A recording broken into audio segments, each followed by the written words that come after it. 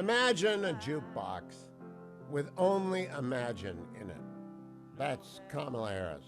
The vice president sat down with Oprah Winfrey yesterday, and it is, if this doesn't disassociate voters who are already thinking about voting for her away from her, I don't know what will. Now, I know there are clearly people on the left who want a radical in the White House, and they do not care if a progressive wins who doesn't know anything and doesn't have any point of view. But my goodness, scorched earth with Kamala yesterday, just absolutely burning up straw men left and right, and raging in inanity. Give a listen to this.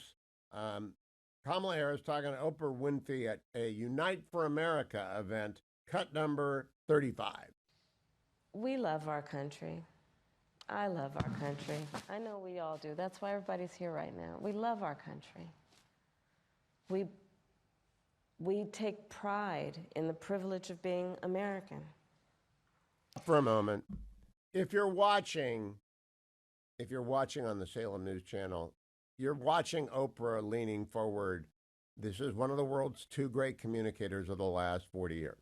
The only two people to build and maintain audiences of 20 million daily were Rush Limbaugh and Oprah Winfrey.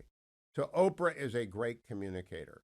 And so she's a Democrat. She's still a great communicator. I give people their due. Oprah has a look on her face like, I cannot believe you don't have a thought in your head. Okay, back to the tape. And this is a moment where we can and must come together as Americans, understanding we have so much more in common than what separates us.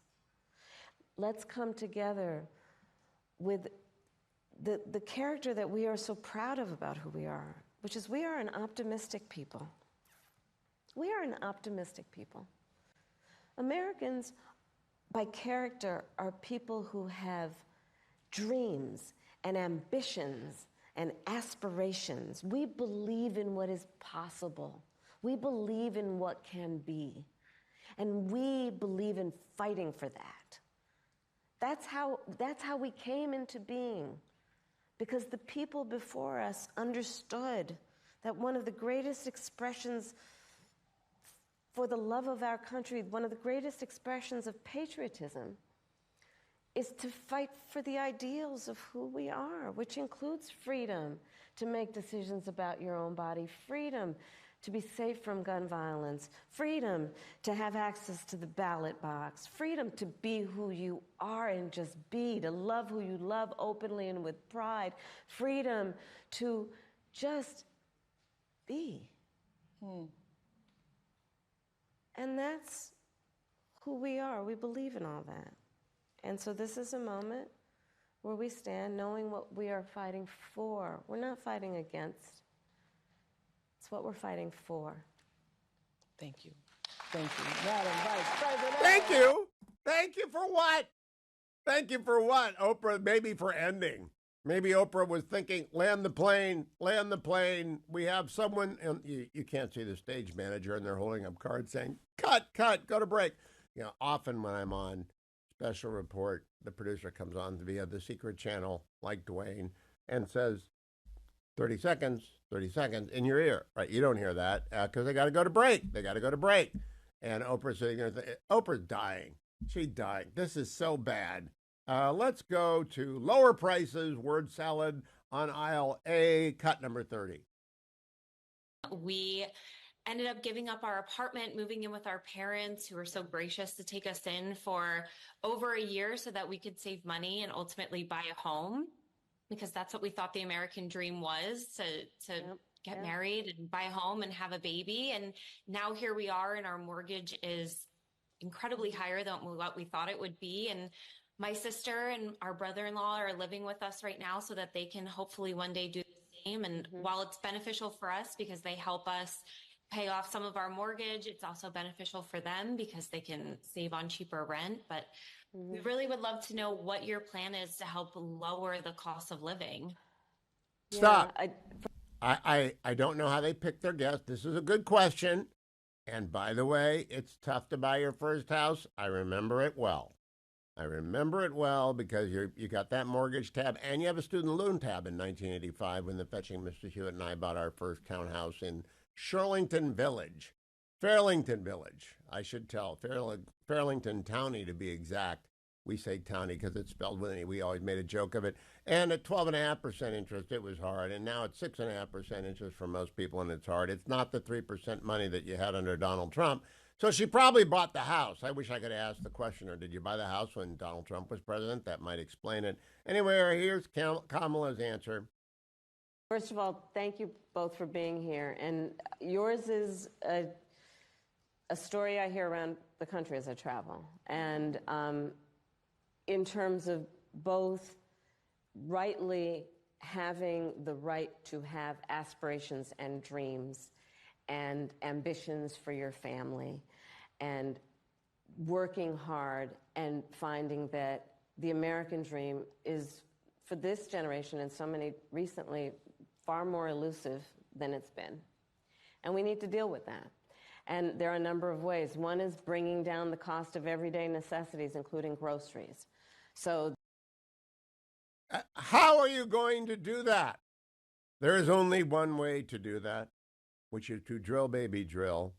Get natural gas and coal and oil out of the ground and convert it into energy, because lowering the cost of energy means increasing the production worldwide, including in the United States, quadrupling American production, if possible. It means building nuclear power plants. The only way to drive down prices is to decrease the cost of production and transportation of those goods. Oh my gosh, this is horrific to listen to. Let's go to cut number 33. It's immigration. When you become president, what would be your specific steps? Yeah, of course. What would be specific steps to strengthening the border? So it's a wonderful and important question. You know, my background was as a prosecutor, and I was also... Ding, ding, ding. Stop for one moment. We need to add a second cut to the jukebox. It's bad, so I guess it's going to be Imagine in MacArthur's Park. I've always thought MacArthur's Park was the worst single ever released, and Itchy-Goo Park is third. So if she comes up with a third bad single, it'll be Imagine MacArthur Park and Itchy-Goo Park. But right now we're on the MacArthur Park answer. Pick it up. Immigration. Attorney General for 2 terms of a border state. So this is not a theoretical issue for me. This is something I've actually worked on. Okay. I have prosecuted transnational criminal organizations. Does that remind you of anything? Like listening to a top 40 show in the 70s. Maybe in the 60s. They play the same songs over and over again. Imagine MacArthur's Park and Itchy-Goo Park and maybe Wild Thing. It's so bad. I was a prosecutor, I was on the AG of a border state. Nothing responsive to the fact the border czar and 10 million people came over. Keep going. For the trafficking of guns, drugs, and human beings. I take very seriously the importance of having a secure border and ensuring the safety of the American people. All right, stop. So many, Nantucket, Massachusetts, young girl raped by a illegal immigrant who came across the border and was not even a getaway. They didn't even know when they came in, but it's in the last year. One more quick cut, because I just find this hilarious. Cut number 32, Unite for America event with Oprah Winfrey Kamala. I thought it was so powerful at the convention when you said you have guns. No, at the debate. I'm a gun owner. Tim Walz is a gun. I did not know that. If somebody breaks in my house, they're getting shot. Yes. Did you hear that?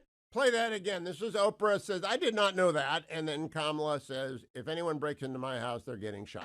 If somebody breaks in my house, they're getting shot. No, the whole thing. Yes. Play the whole clip. The whole clip. Because this is so crazy. Powerful at the convention when you said you have guns. No, at the debate.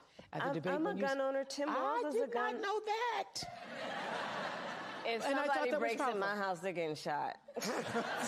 Yes. If somebody breaks into my house, they're getting shot.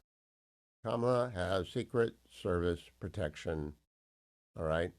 And I do not know what kind of gun she owns. I don't believe her that she knows where it is and can get to it. I don't believe she would ever shoot anybody. Don't know about Doug, the second gentleman. All I know is if you watch this whole thing and you still vote for Kamala Harris, You are an insensate being. You really have no thinking process. You're an emotional being. And I don't even think the emotional beings will vote for her. It was so bad. It is so cringe-inducing. It is absolute viewing for Republicans who need to make their weekend. I want Rich Lowry to come in from the online storm, which is silly, but it's nevertheless annoying. Rich Lowry joins me. He's the editor of National Review. He is, in fact, the host of the Editor's Podcast, which you should subscribe and like, and the McCarthy Report. I listen to both the Editors and the McCarthy Report whenever they come out. Rich, good morning. I'm sorry to have to talk to you under these conditions. I cannot even believe it. I heard the clip, right? You were talking to Megyn Kelly, and I said, well, that's he was misspeaking there, and corrected the word migrant. What is going on with Indiana State University and the Badger Institute? I don't know. The Badger Institute, conservative think tank out there in Wisconsin, canceled me without explanation when this controversy hit. And Indiana State claims that I'm a security threat. They won't be able to provide the security for me if I show up there in a couple of weeks. And this just goes, Hugh, just how pernicious, this isn't news, but just how pernicious cancel culture is. It's the accusation that's enough, right? The fact that you're being accused of something is enough for some people to assume you're guilty or you're too controversial to have in polite company. I clearly didn't say the word. A lot of center left people said I haven't said the word. A lot of progressives don't like me, said I didn't say the word. So if they just taken a moment to investigate, they could have been made aware of this, but apparently they didn't want to. And I'm a big boy. I have friends like you. I have a secure job in a conservative media organization.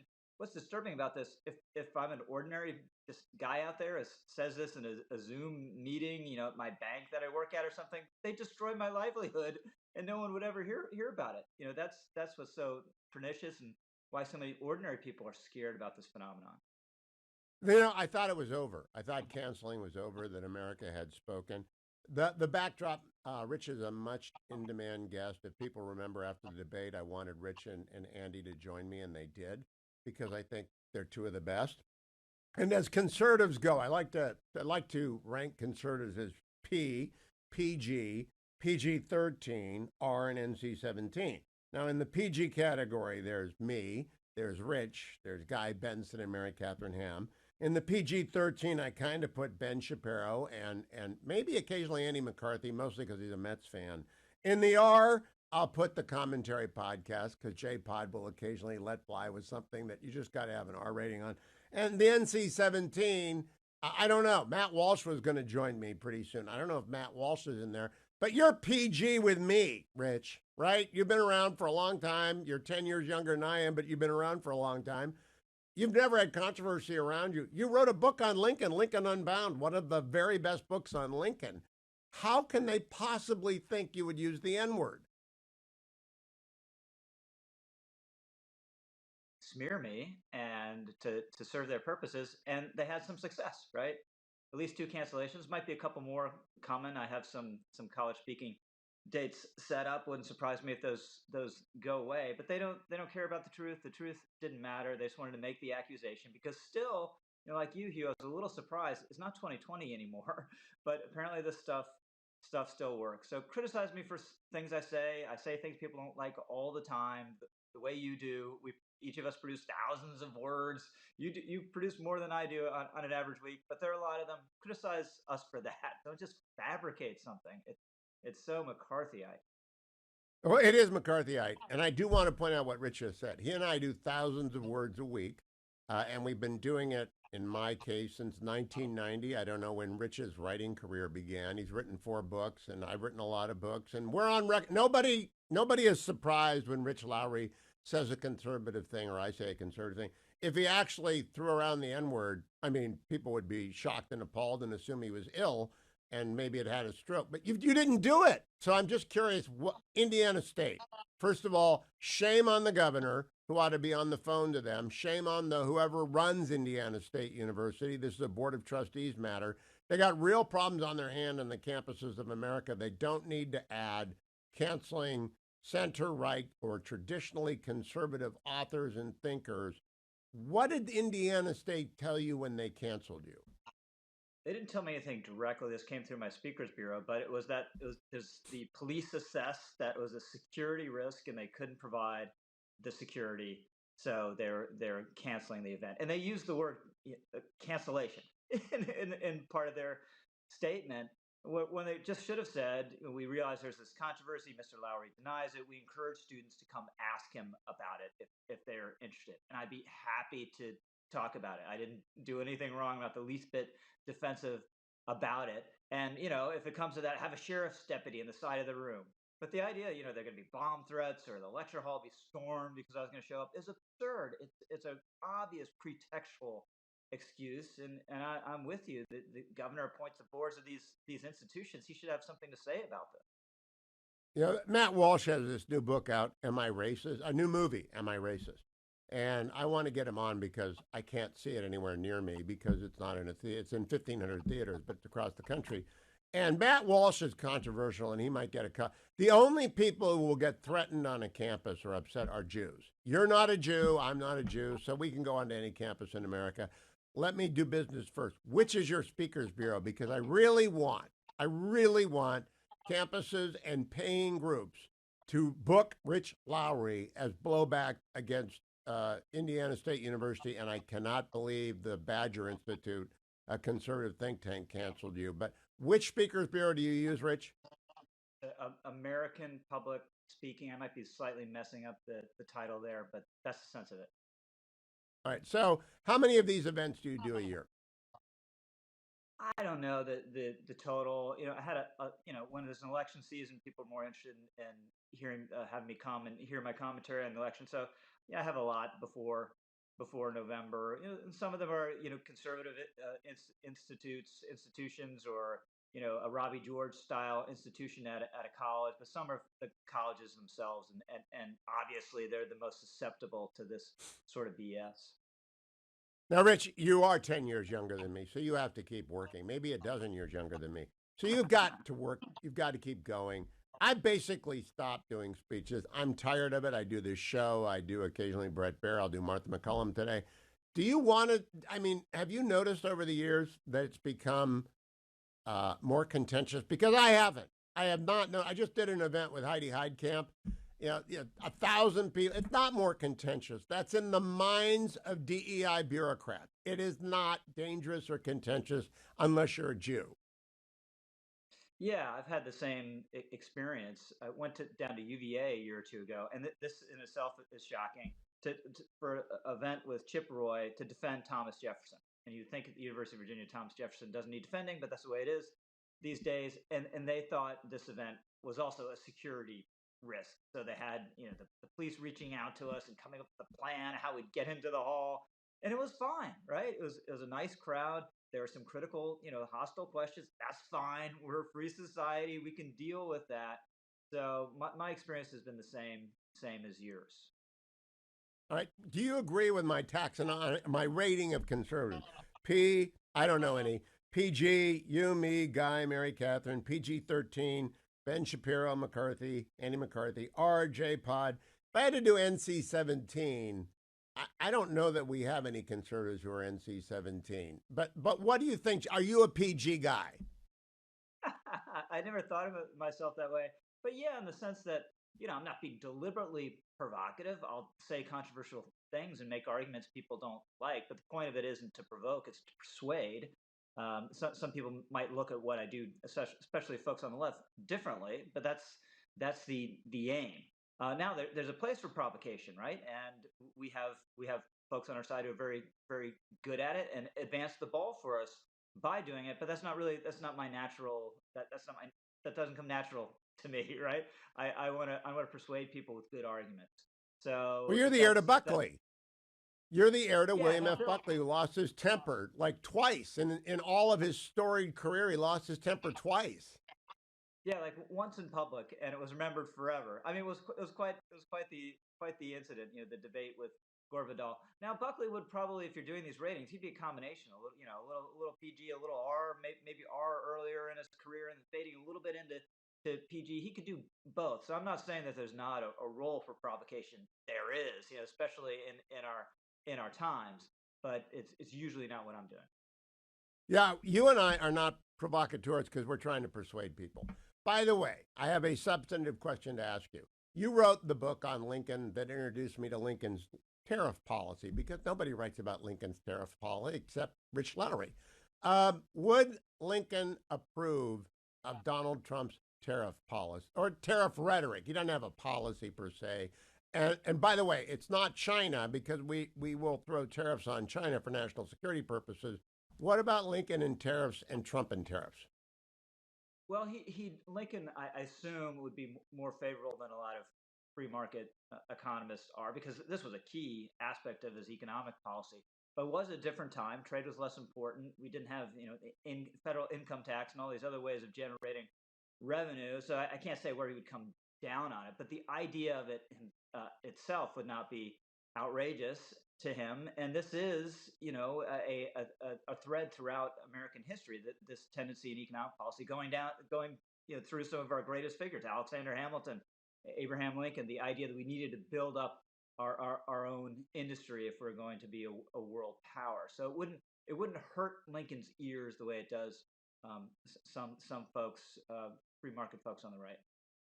I did that just to display how quickly Richard can move among these things. Rich Lowry is really adept at talking. I personally am anti-tariff unless it's for national security reasons, as is, I suspect, Rich. Rich, let's close by talking about whether or not people are rallying to you, because you did not say the N-word. Anyone who heard the Megyn Kelly podcast knows that, but it's been alleged. Are people rallying to your side online and on air? Yeah. So first of all, folks on the right, even people don't like me on the right. We have some divisions on the right. When this first happened, defended me. I'm extremely grateful. I'll note Breitbart. We've had disagreements with Breitbart. They're right there. I've been meaning to reach out to Alex Marlow to thank them.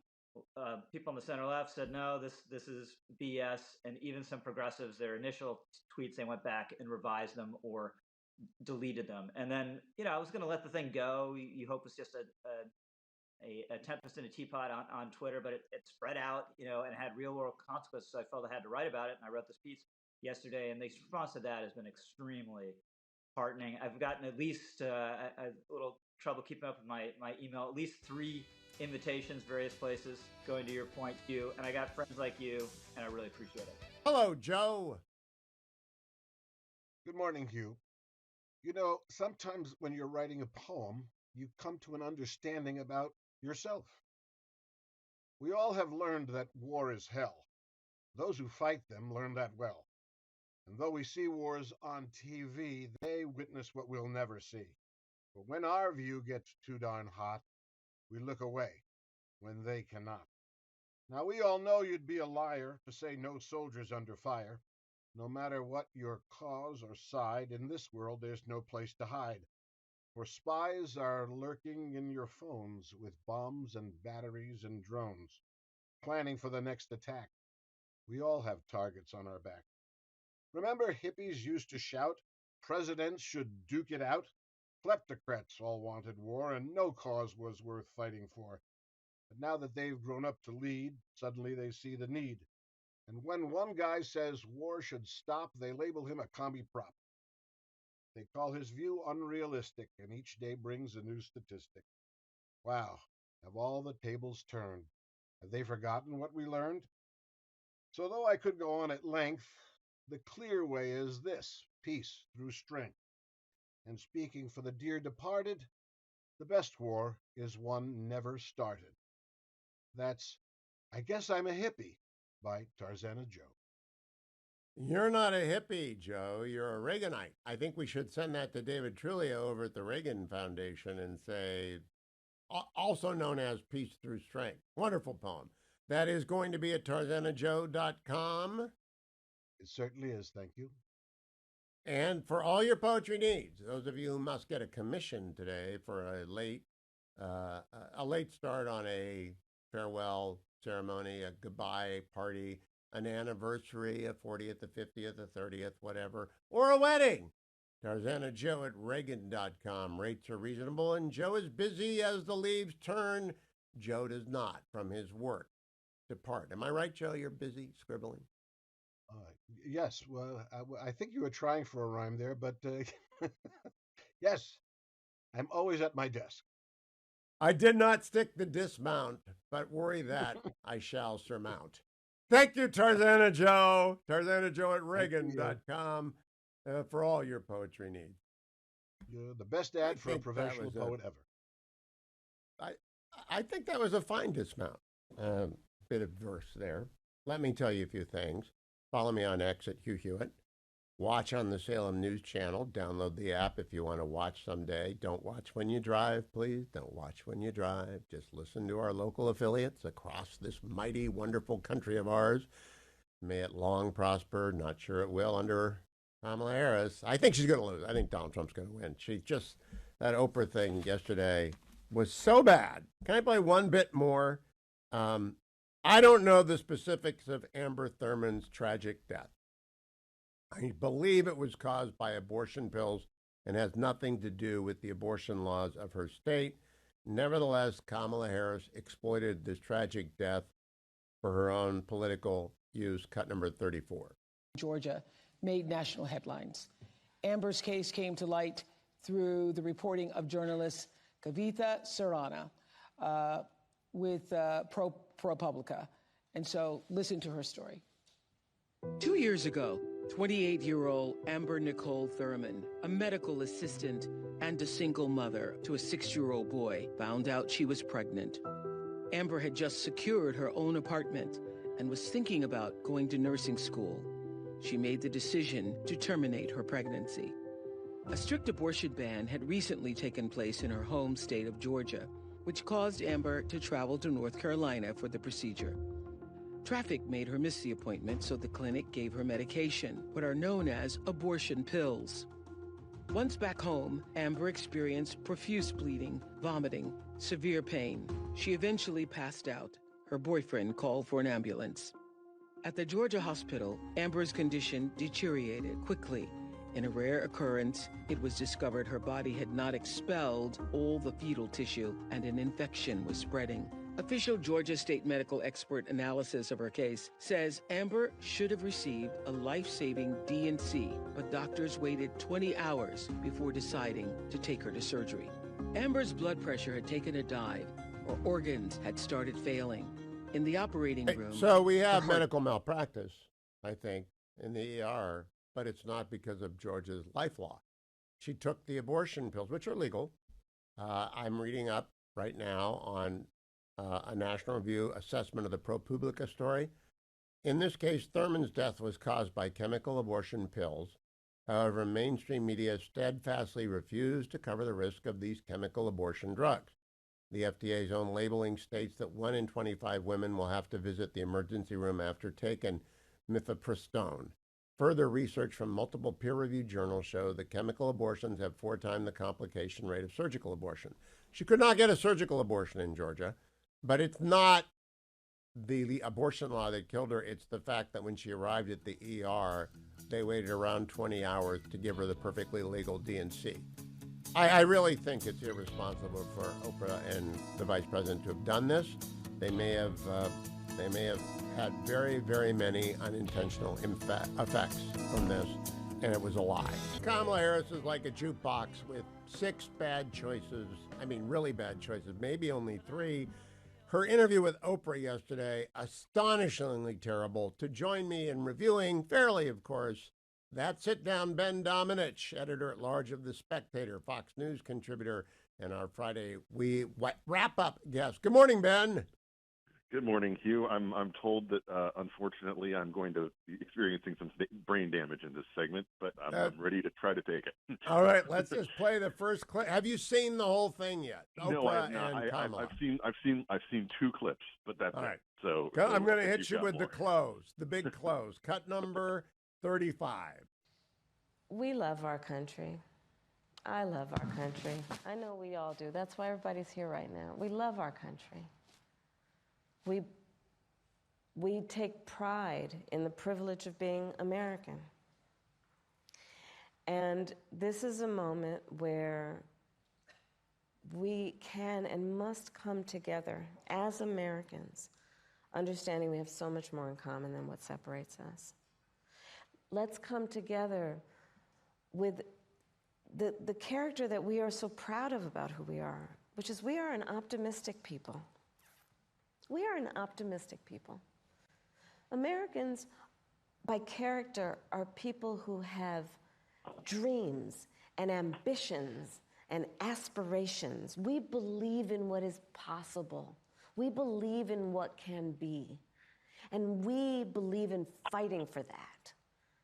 That's how we came into being, because the people before us understood that one of the greatest expressions for the love of our country, one of the greatest expressions of patriotism, is to fight for the ideals of who we are, which includes freedom to make decisions about your own body, freedom to be safe from gun violence, freedom to have access to the ballot box, freedom to be who you are and just be, to love who you love openly and with pride, freedom to just be. And that's who we are. We believe in all that. And so this is a moment where we stand knowing what we are fighting for. We're not fighting against. It's what we're fighting for. Thank you. Thank you. Madam Vice President. All right, people drove off the road there, Ben. What'd you... Oh, my God. I'm sorry. If this was perhaps a third grade presentation, then you would give the kid a nice pat on the head and a nice B and say, all right, Sally did her best, and then just try to move on. It's just to hear her try to turn this pablum into some kind of inspirational moment time and again is just, it's so cringeworthy, Hugh. I mean, I just can't look. You've written speeches. I was a speechwriter. This is the sort of thing that, we deal with, as when it comes to kind of the lowest common denominator politician. And unfortunately, that's what they have right now and what they're trying to carry things through. In terms of the things that I saw from her, Oprah was doing her best to try to help her along. Oh, yeah, raft, buoys. She was throwing her, ropes. Yeah, just like, please, oh my gosh. And it's one of these things where that smart Democrats are looking at this situation and they're like, oh my gosh, did we make a mistake? Was Joe really losing by that much? And of course we know that, yes, they had to make a change because literally yesterday he's saying he's never spoken to Jerome Powell since becoming president, when he's obviously met with him multiple times. And so it's a situation where they had to make that change, but to do it with this candidate who has time and again proven that she is just not up for the job. Oh my gosh, it's so cringeworthy. I actually feel their pain. I have never met or spoken to Mark Robinson. He is a nightmare, right? He's an on-fire, crashing to ground candidate in North Carolina who ought to have been vetted and wasn't, and he's going to lose and should. I hope he withdrew last night. I haven't seen a headline to that extent because he was obviously a porn addict and obviously weird. So I'm glad, but I have a sixth sense about people, right? I don't put them on the air. I know not to put some people on the air. And the GOP in North Carolina must feel like the Democrats nationally. They're stuck. I think one of the things that you see, though, with Kamala is, and I think that it's such an illustration this week when you have the competing endorsements, and I do mean endorsements because the Teamster non-endorsement is an endorsement. Yes, of Trump. The competing sort of situation of the Teamsters not endorsing, for the first time since 1996, and not endorsing the Democrat for the first time since 2000, when their members, when polled, were showing overwhelming shifts away from having, a majority of support for Joe Biden to a much stronger majority support for Donald Trump, versus Kamala putting out these 100-ish names from the foreign policy NatSec establishment, including a couple of people who signed on to the Hunter Biden letter, and people who have frankly been not vindicated by history in terms of their policy positions. That to me is really the story of this election. She is such an inside candidate, teacher's pet kind of person who was able to climb up by dint of her connections, by dint of leaning into all of the different DEI, race component kind of things that were going on within the Democratic Party when Joe Biden locked himself into a corner by saying that he had to name someone who looked like her as opposed to naming who he wanted to, and Amy Klobuchar, who, by the way, whatever you think of her politics, is not someone who would go on air and say that kind of pablum, because she has an actual, brain cell inside of her head. But it's one of these things that I think is really an indictment of this whole elite structure that promotes people who simply have not earned it by dint of any kind of policy success, any kind of leadership, anything that would actually prepare them for the job of being commander-in-chief. Now, I have another clip for you. Go ahead. Go ahead. I've got to play you another clip, but I want to note, the Republicans have nominated bad candidates. Christine O'Donnell in Delaware years ago, like Mark Robinson in North Carolina, terrible. Richard Murdoch, Indiana, years ago, terrible. We do this. We nominate terrible candidates too, we being Republican. But she's a terrible candidate, but she came out of California and was protected by bubble wrap in the Bay Area. Listen to this about guns, cut number 32. I thought it was so powerful at the convention when you said you have guns. No, at the debate. I'm a gun owner. Tim Walz is a gun. I did not know that. If somebody breaks in my house, they're getting shot. Yes. I hear that. Probably should not. Dominic, if someone goes in my house, they're getting shot. Your reaction to that? Well, I just think, look, she's trying to play this game here of saying to people what she thinks they want to hear. And, the idea that she's going to shoot anybody who goes into her house. Of course, she's surrounded by, you said bubble wrap, but she's surrounded by Secret Service, though I guess we should probably say at this stage that's probably not that great of a thing. I did say that, yeah. But it is one of these things where she doesn't actually know how to communicate and to connect with real people. So much of her narrative is about, I'm a real person. I come from this. I come from that. I have a middle class background. All these, the McDonald's thing, which is obviously the Free Beacon says that's in dispute. But it's designed to sort of use narrative to cover up for the fact that she doesn't have any connection to the real world. She doesn't. She's been completely separate from it for so long, and she's had this career where every door has been opened for her in order to get ahead, despite the fact that she doesn't have the kind of resume and the kind of success that you would need to have in order to get to this point. And yes, one of the things that I think is true is that both parties can nominate bad candidates, okay? Of course, it's not one side or the other when it comes to that. But she is so deeply unqualified for this job at this moment in time, and she's proven it. She's proven it by failing in everything that's been asked of her. The border is obviously the most prominent, but just about everything that she has been given when she was elevated to the vice presidency has been something that she can't point to. And so that's why she's running as if she's a candidate who doesn't currently have the job of vice president. She's trying to run as the candidate of change and the candidate of optimism and hope. She's trying to turn things around and pretend like she didn't have any responsibility over the last 4 years because she's failed every time that she's had responsibility. All right, I'm going to come back with Ben during the break and talk to him, post it all over at my YouTube channel, and then he'll be back after the break on air across the country. We have to talk about Amber Thurman and the tragedy of her losing her life and whether or not that's the abortion pills problem and whether it ought to be exploited by Kamala Harris. But I've just got to tell you, the New York Times, Siena poll this morning is such bad news for Kamala Harris. They have her tied with Donald Trump. They need at least a 4-point lead in the general election polls to win in the Electoral College. I think Trump is going to win Pennsylvania fairly handily. I want to play Kamala with Oprah Winfrey yesterday, the vice president, talking about Amber Thurman, the tragic death of Amber Thurman. 34, cut number 34, please. Georgia made national headlines. Amber's case came to light through the reporting of journalist Kavitha Sarana with ProPublica. And so listen to her story. 2 years ago, 28-year-old Amber Nicole Thurman, Realize a medical we had assistant. Stop that part. We're not going to play the propaganda. Ben, Amber Thurman died because she took the abortion pill, the chemical abortion pill, went to the ER and was not given immediate help, waited 20 hours, didn't get the D&C. That's why she died. Legal causation will go, proximate cause, probably going to be medical malpractice. The D&C is not illegal in Georgia. What do you make of using Amber Thurman and not, for example, Jocelyn Nungare of Houston, Texas, 12, killed by illegal migrant.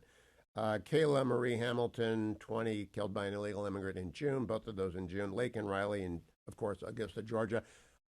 We got to come up with Amber Thurman and exploit Amber Thurman and not bring up any of these young women killed by illegals? Well, one of the things that I think, I mean, you're obviously addressing the hypocrisy of the situation in terms of the lives that they don't want to talk about. But one thing that I hope people understand is that the mistake that was made during the pandemic of really leaning into the idea that these abortion pills are something that can be given, these chemical abortion pills, which are obviously, on the rise and may in fact constitute the majority of abortions that are conducted now, that you could get them without actually seeing a doctor or going in to have anyone evaluate you. That was a major risk factor that the abortion lobby was more than willing to risk lives like Amber Thurman because they want to push the pill on everybody. And the fact is that this is not like birth control. This is not just something that people should be able to access. It's been proven to have very few side effects. This is something where if you get the dates wrong, if you have the weeks wrong, and if you have complications, your life is at risk. And that's the reason that you should only be able to access this under the supervision of a doctor. And that's the kind of thing that the abortion lobby just didn't want to have happen. And so they accelerated this process during the pandemic, and then they made it permanent under Joe Biden. And that's something that is, from my perspective, putting the lives of many American young women at risk in a way that could absolutely be avoided. And yes, to your point, DNCs are not forbidden anywhere in the country. It's something that absolutely is done. When you have miscarriage, when you have any kind of complication along these lines, it's something that is allowed under the law explicitly. It is not something that Republicans are taking away. And Democrats want to play games where any kind of complication like this, they want to point at it and say this is Republicans' fault, even though there is no factual basis for that whatsoever. And I think that that's something that Republicans should confront head on. It's the abortion lobby that is putting women's lives at risk by not requiring any kind of doctor to weigh in or to have any kind of evaluation, no sonogram, no measure of how far along you are. And that's going to only continue to create stories like this. And Kamala Harris is 100% in bed with the abortion lobby. She is emphatic on that point. And to use this in the way that she is doing is so hypocritical and factually wrong. And I'm sure that no one in the conventional old dying media is going to call her out on it. Absolutely, they won't. They won't. They absolutely will not. We got to play cut 33. It's 3 minutes and 14 seconds, Ben. I'm sorry, but I got to play it for you. Go ahead. Cut number 33. When you become president, what would be your specific steps? Yeah, of course. What would be specific steps to strengthening the border? So it's a wonderful and important question. My background was as a prosecutor, and I was also the elected Attorney General for 2 terms of a border state.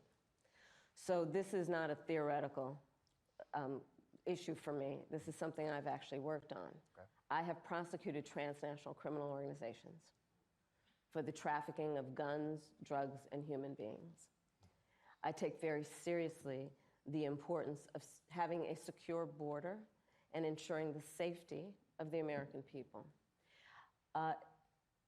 Sadly, where we are now can be traced most recently back to the fact that when the United States Congress, members of the Congress, including some of the most conservative Republicans, came up with a border security bill. And here's what that border security bill would have done. It would have put 1,500 more border agents at the border. And let me tell you, those border agents are working around the clock. It would have just been about giving them some support and relief, which is probably why the border agents actually endorsed the bill. It would have allowed us to stem the flow of fentanyl.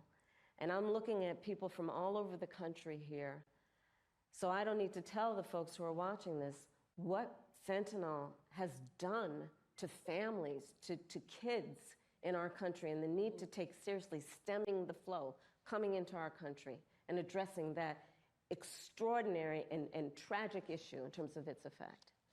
The bill would have allowed us to have more resources to prosecute transnational criminal organizations. And it would have been part of the solution.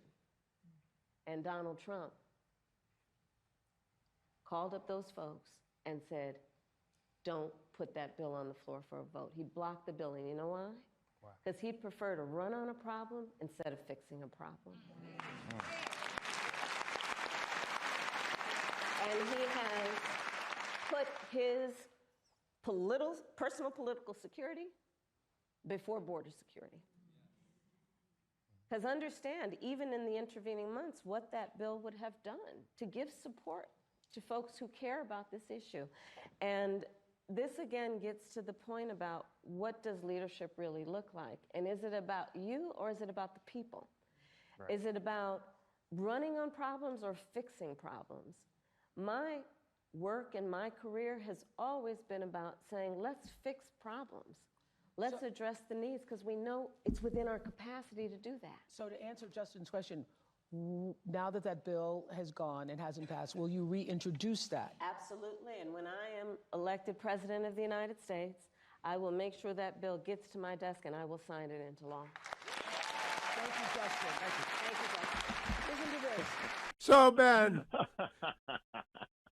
parachutes in, Oprah, Special Forces gets her out of lands the plane, and it's like airplane. Well, what do you think?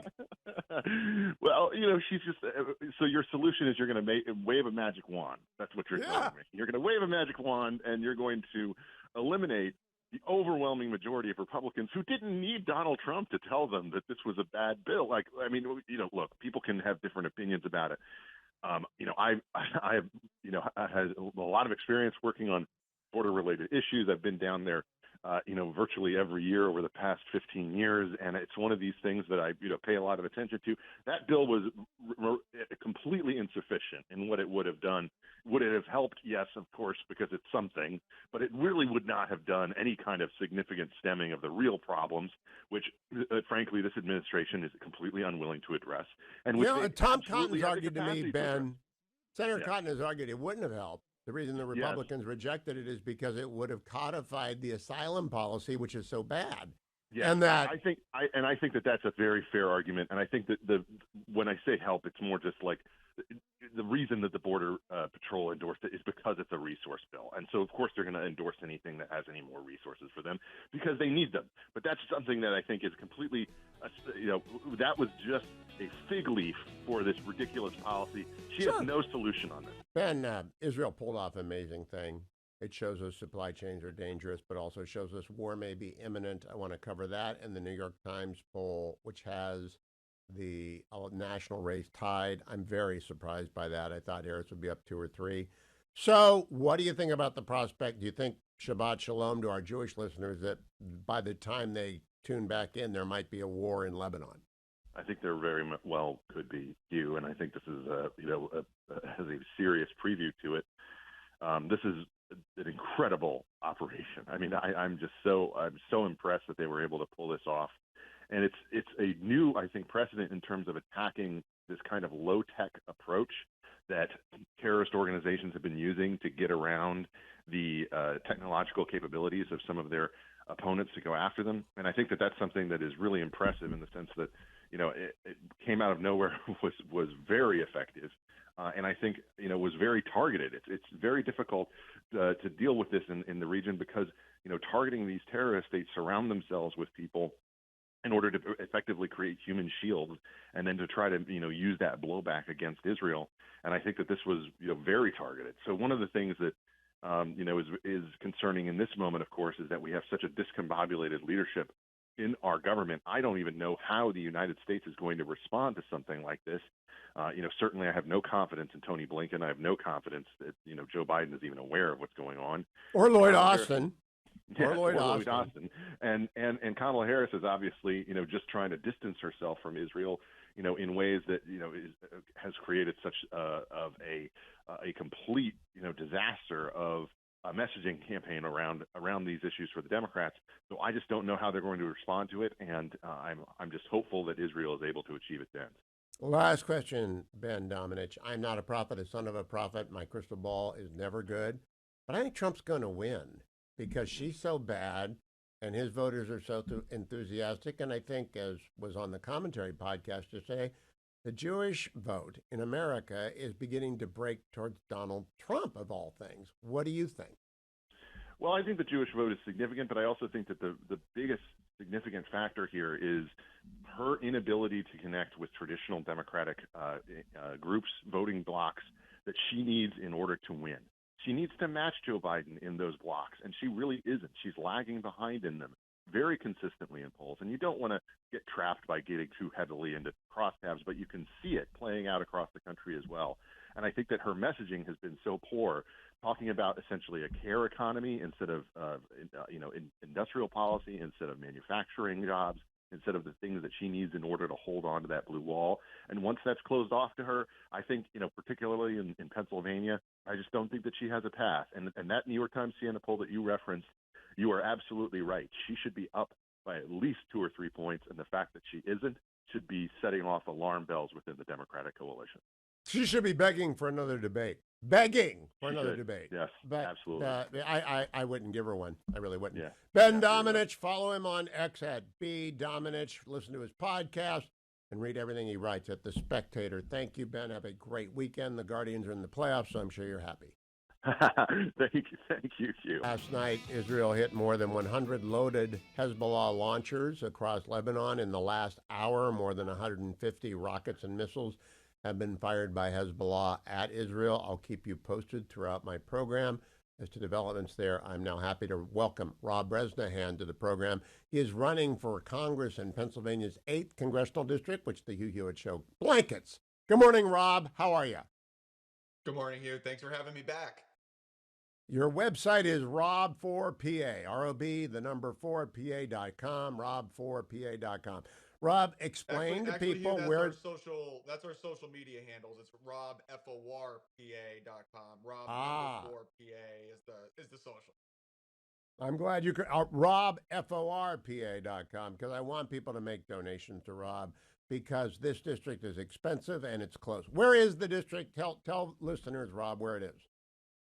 So we include Scranton, Pennsylvania. So our district includes Luzerne County, Lackawanna County, Wayne County, Pike County, and most of Monroe County, half of Luzerne County, from the Hazleton area to Harvey's Lake, and then pretty much everything east. But I do feel that this district will determine when I win Pennsylvania 8, Donald Trump will win Pennsylvania, then Pennsylvania will put him back into the White House. And if you think about all the different districts in the United States, there are only 5 congressional districts that the Democrat has survived 2 Trump elections. Donald Trump won this district in 2016 by just under 8%.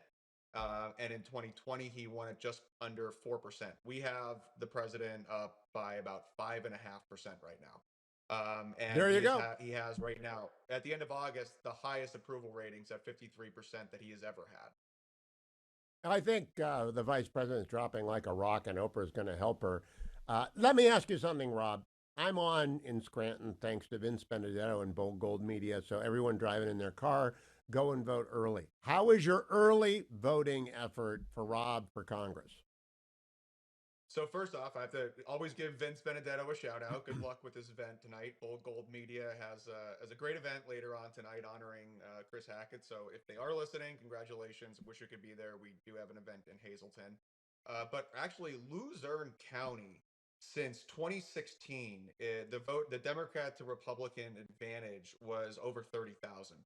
We are now within 250 votes away from flipping Democrat to Republican in Luzerne County. And I feel by the end of next week, it will be a Republican county.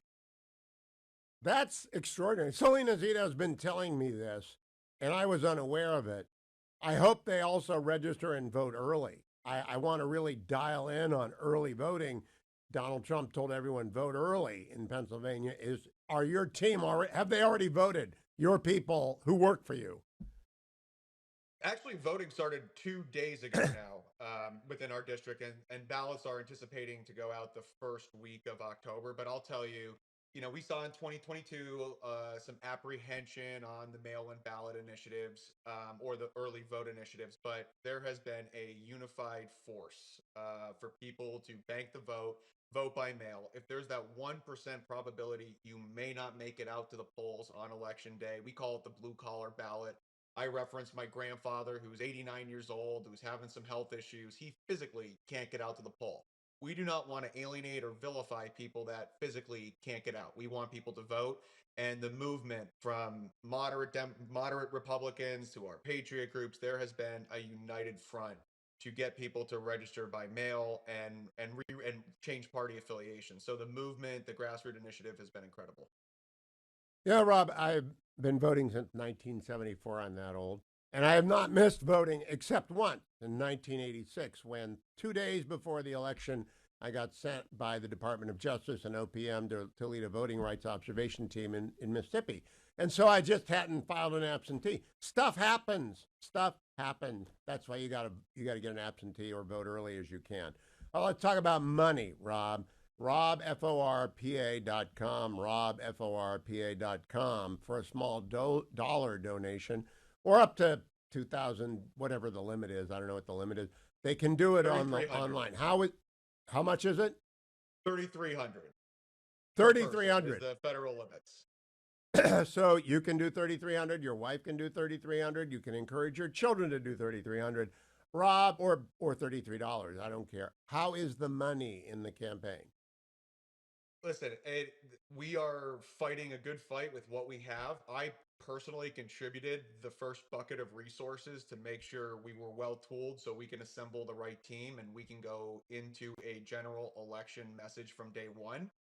It's $95,000 a week for a candidate to be on TV, and those are candidate rates. And I'm going against the machine, the Democrat machine. My opponent was just busted out in Los Angeles earlier in the week, panhandling for cash from some far-left billionaires. It seems like their supplies are endless. And let me tell you something about their messaging. We are the first candidate and only candidate as of right now to get an attack ad pulled against me because it is a blatant lie. We actually filed suit against the House majority. We notified the local stations that they're lying. I mean, I opened up my mailbox yesterday. Apparently, I'm against IVF, and I said to my fiance Chelsea, I said, "What? Where did this come from?" I mean, they are literally lying through their teeth, and they're all bank shots because of people who have endorsed me. It automatically assumes that I'm going to vote a certain way. I'm going to vote for Northeastern Pennsylvania. I'm going to vote for my conscience. I'm not owned or beholden by anyone, but they are willing to say and do anything to try to beat me. So we need the help. Rob4pa.com. Help us spread our message. And our polls are neck and neck. We're within the margin of error. I mean, I've never had someone spend over $1 million a week kicking my teeth in on just blatant misinformation. But they're worried because we can beat them. I'm glad you don't have children yet, because when you do, I've heard from candidates, the hardest thing is when kids see the lies on TV.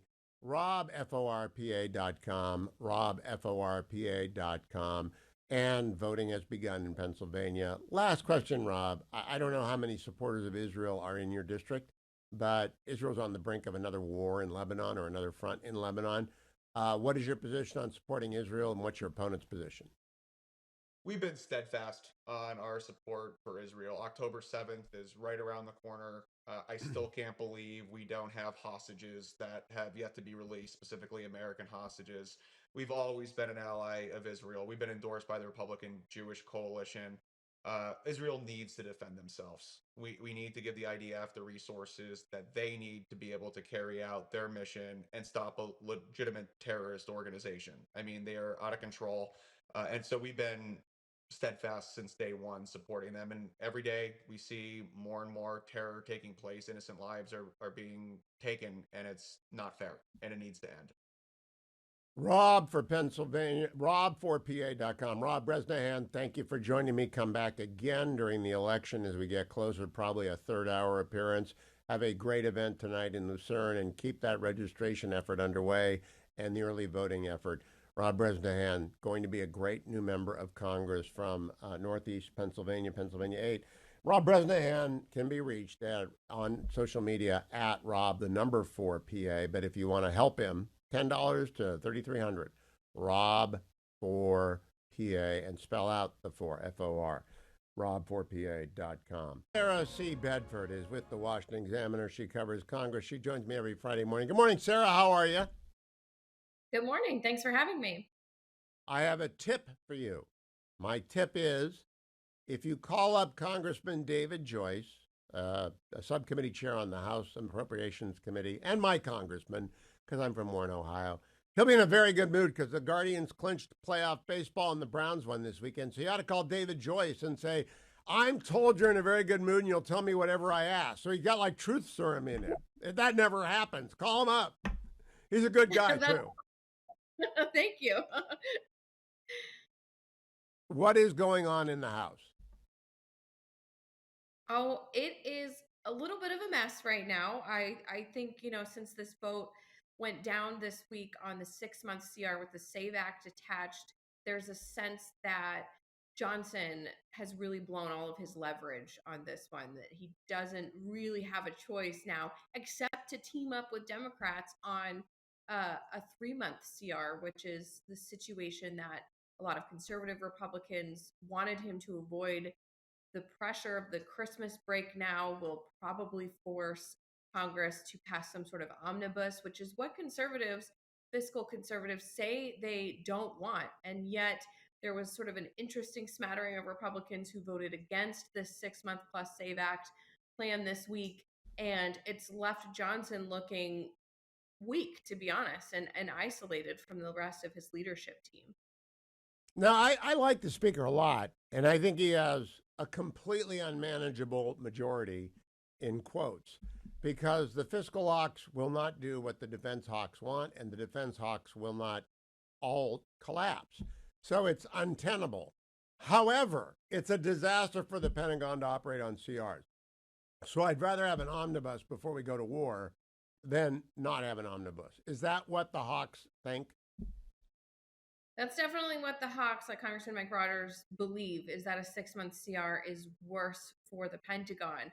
But I do think there's a sense that Johnson didn't even really put in an effort, or the House leadership team didn't really put in an effort to whip those votes. There wasn't any serious negotiating to get conservatives and Hawks on some sort of same page that could maybe have cut down that margin of no's from Republicans. There were 14 Republicans who voted against it, and potentially grease the wheels for this to go forward or move towards some sort of plan B.